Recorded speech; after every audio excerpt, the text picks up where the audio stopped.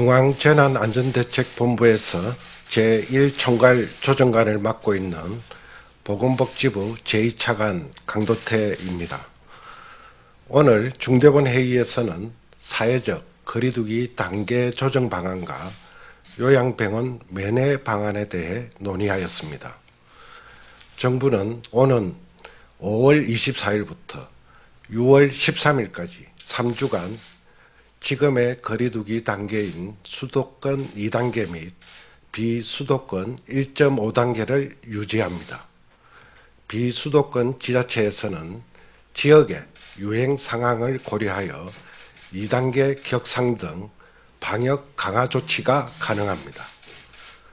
강역자치단체 중 부산은 유행 상황이 안정되고 있어 1.5단계로 하향 조정할 계획이고, 울산의 경우 유행이 계속되고 있어 2단계를 유지합니다.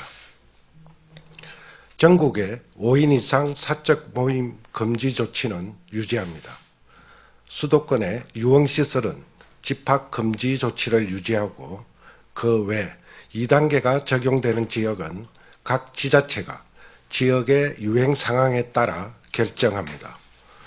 부산과 울산 등은 유흥시설 집합금지를 해제하고 22시 운영 제한으로 조정할 예정입니다. 다만 유행이 확산되어 주간 하루 평균 환자가 800명 이상 발생하는 경우 거리두기 단계 격상, 영업시간 제한 등 방역 조치 강화를 적극적으로 검토하겠습니다. 거리두기 단계를 유지하게 된 이유에 관해 설명드리겠습니다. 지난 4주간 환자 수는 500명대 후반을 유지하며 정체되어 있는 상황입니다. 예방접종의 효과로 이중증 환자 수도 적고 치명률도 낮아지고 있습니다. 이에 따라 의료체계의 대응 여력도 충분합니다. 어제 기준으로 전체 중환자실 782병상 중 582병상 74%가 즉시 사용 가능합니다. 경증 환자를 위한 병상도 15,000병상 중 9,000병상 57%가 즉시 사용 가능합니다.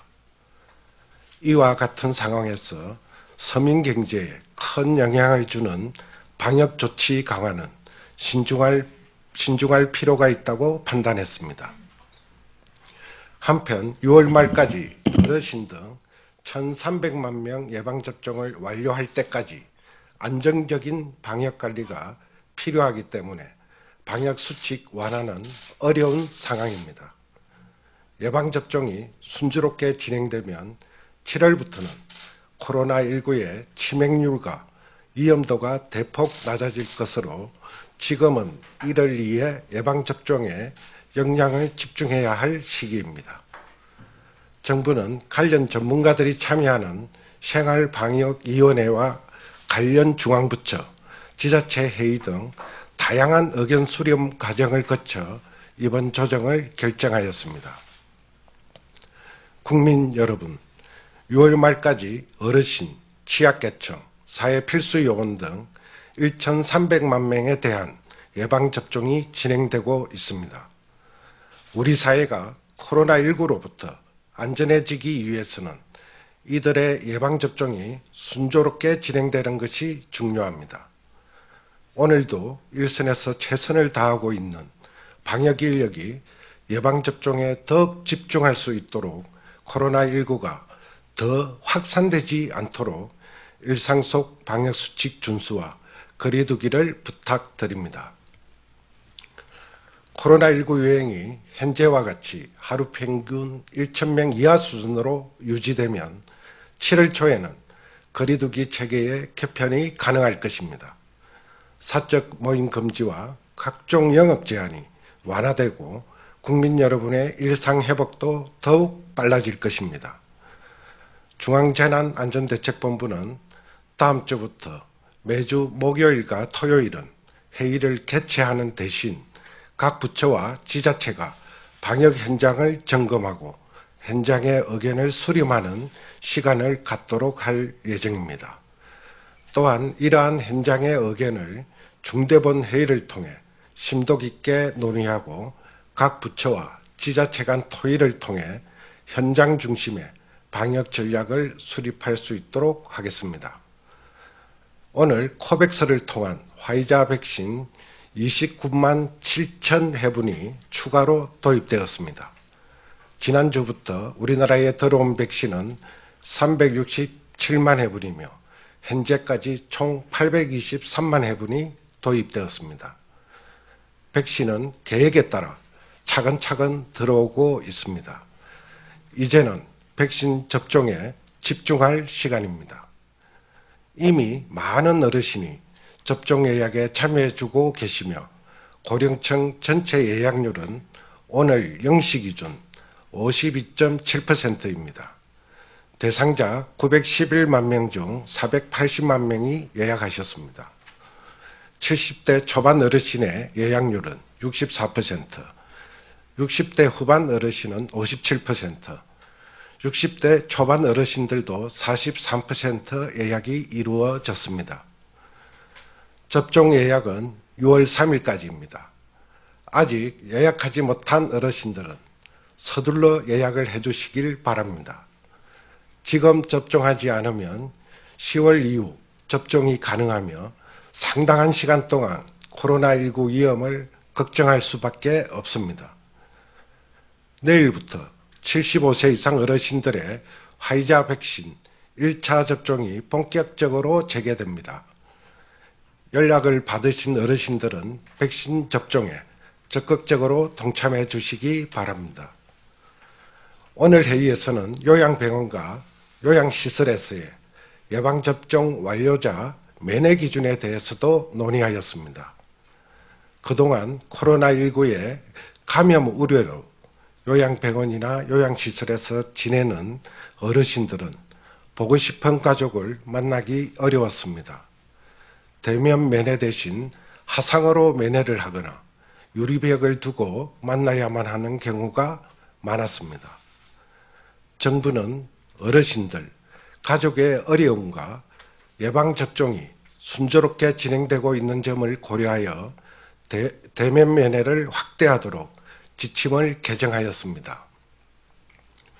참고로 어제 기준으로 요양병원의 접종률은 76.5%, 요양시설은 80.5%에 달합니다.